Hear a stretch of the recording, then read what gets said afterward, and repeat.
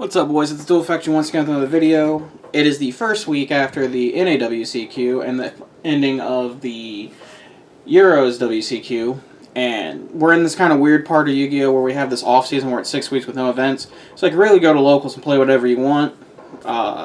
Taking advantage of that, I decided to play Mekk-Knight Invoked in. Invoked's one of my favorite engines of the game. It's one of my favorite archetypes that we've had since Fusion Forces come out, other than Zoo.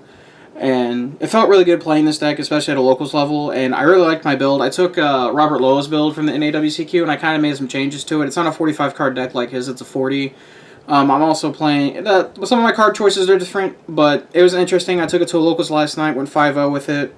I know locals isn't much of an achievement because it is just locals, but some people like to see what you play, so...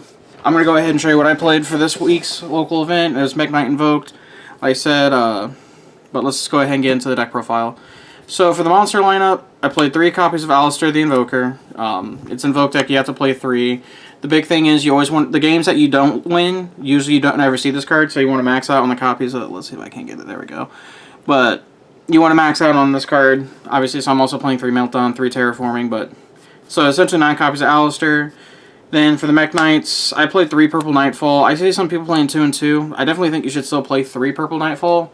I'll do more testing, but I definitely think 3 is the correct number for this card, especially since it's the best one. It's Rhoda, it's Wind Up Rabbit, it's 2500. It's a really good Mekk-Knight. And then we're only playing 2 Blue Sky. I don't know how I feel about this card, honestly. Like, it's obviously when your opponent has more Mekk-Knights in the columns, it's really, really good. But as in terms of versatility and stuff like that, I don't think it's as good as Purple Nightfall, and it's only 2k attack.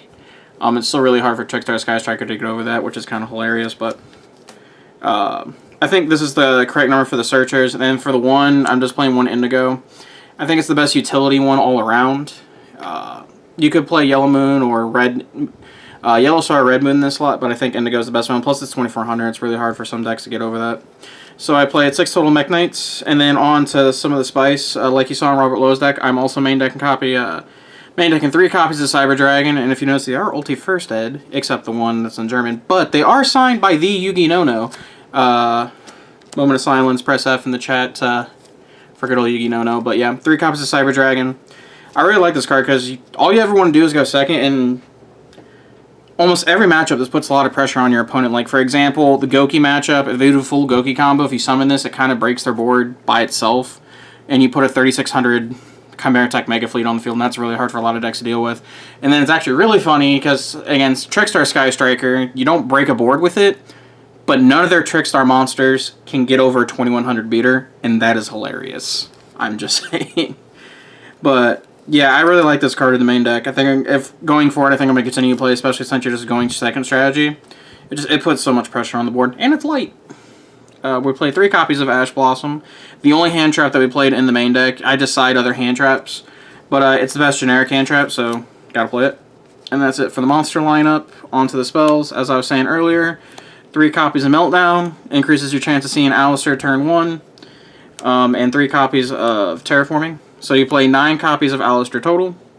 We're not playing Pot of Desires in this build, so we're only playing 2 copies of Invocation. You don't really want to see this in your opening hand.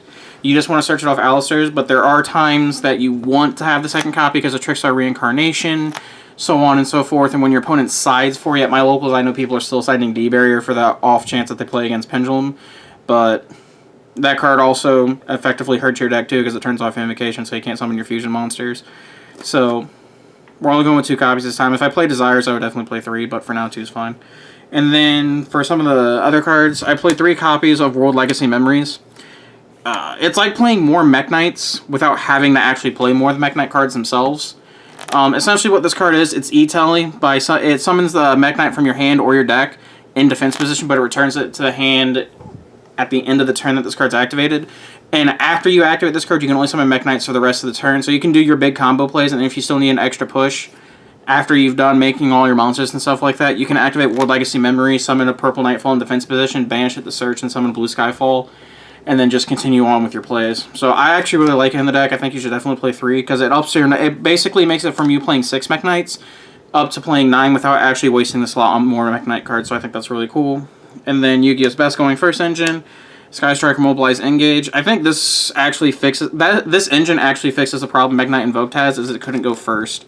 So I definitely think you should play it in it. And to accompany it, you have the 3 copies of Hornet Drones, which allows you to go turn 1 Saryuja, which is really good. Plus, it lets you grind. That's the big thing. And it's extra link fodder. And then 1 copy of Sky Striker, Maneuver, Afterburner. I really actually like this card as a one-of. And then for the Spice, I guess we're playing 3 copies of Cyber Emergency. All this card says is I Search Cyber Dragon. And that's really cool because you can play more Cyber Dragons in your deck without actually having to play more Cyber Dragons. Kind of like with World Legacy Memory.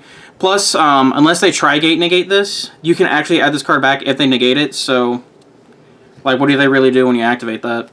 And then the last 4 zones are flex spots, honestly.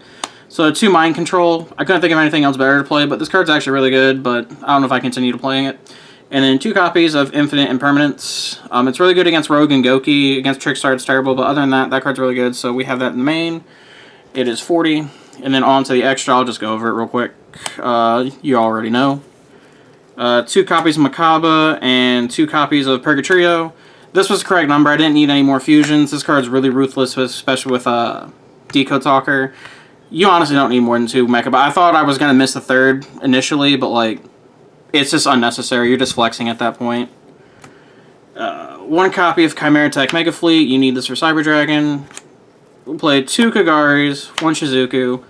That's all you need, honestly. And plus it helps you make a Purgatory. That's really good.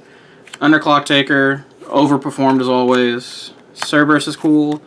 Playing 2 Phoenix. I'll probably cut 1 and put like a Link Rebo or a Link Spider in there just for help facilitate Saryuja plays, but 2 sometimes come up, so you might not. I don't know. 1 Nightmare Unicorn, 1 Topologic Trisbania, and then the summon card out of the extra deck was Saryuja Skulldread. This card's really good, especially going first. But that was my Mekk-Knight Invoked deck profile. Always remember to like, comment, subscribe. If I can get some matches up for you, I will. I have, of this deck particularly, I have more matches coming up in the future. Always remember to like, comment, subscribe, and later, guys.